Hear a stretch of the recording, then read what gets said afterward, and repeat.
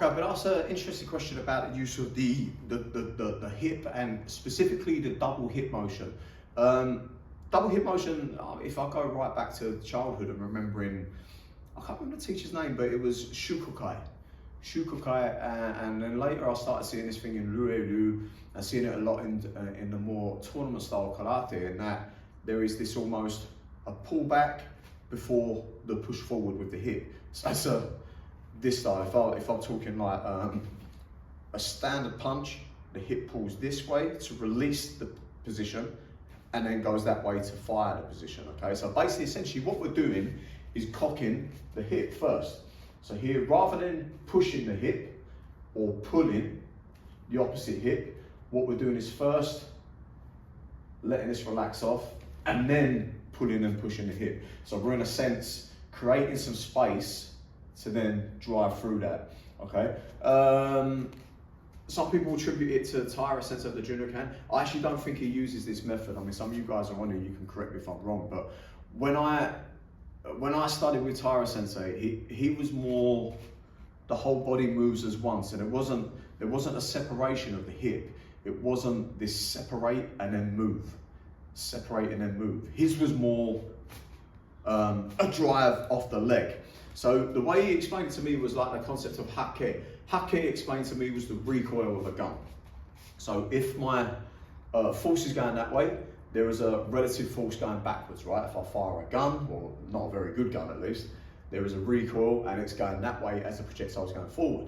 So his way of thinking was, I need to split my power this way, up and down. So the drive into the feet as the arm extends that way. As the arm extends forward, it comes from this drive downwards. The other way explained to me was like thinking of a sneeze. So if you sneeze, he explained, you're kind of dozing off on the couch or whatever, watching TV, you're a bit tired. As you're dozing off, all of a sudden you sneeze.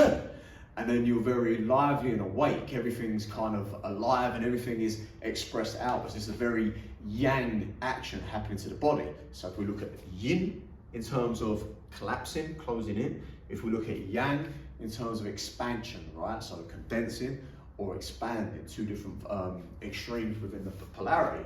Now, how can we create the yang without first requiring the yin?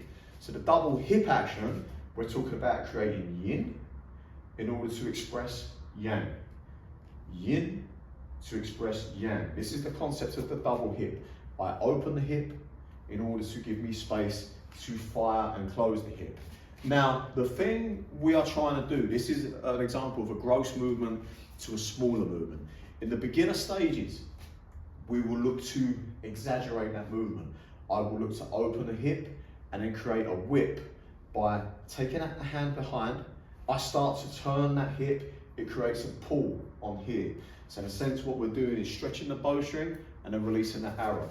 I open, I start to turn the hip, super slow motion, it creates torque, it creates tightness, it creates stretch all down this line. And then the hand follows after. There, like one of you guys said about the pitcher. The pitcher is the same thing. All my momentum, my twist, my turn is pulling forwards, and the last thing to come is the whip of that arm. So this is the idea you're trying to get.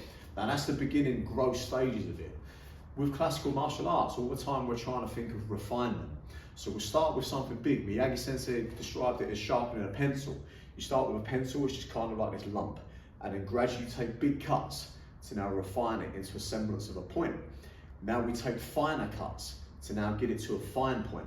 This is the same, is true when we're learning techniques. So our techniques start very big.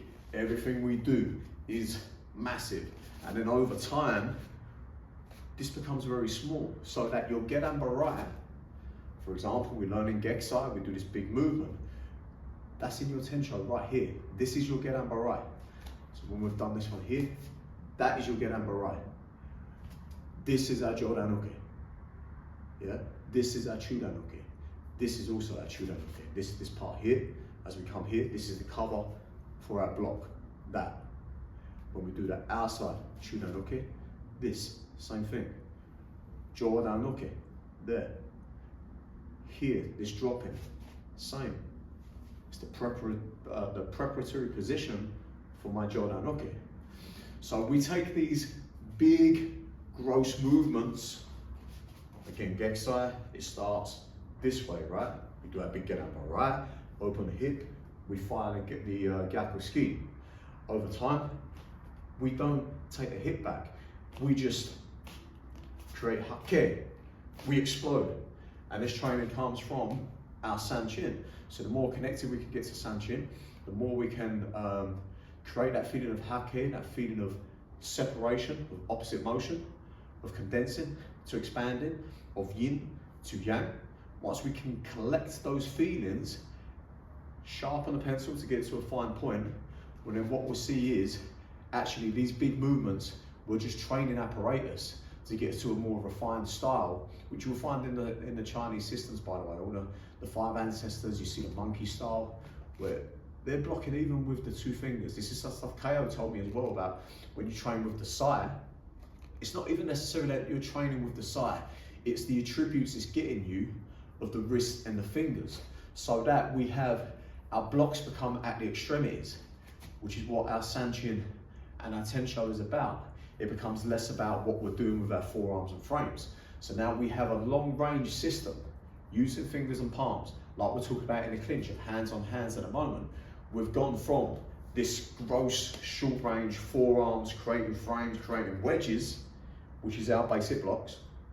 And now we're going to a longer range clinch where we're working here, we're working a little bit more tactile with fingertips, palms, inside control, outside control, using our knees, using these positions to lead the opponent's balance with a by Kazushi.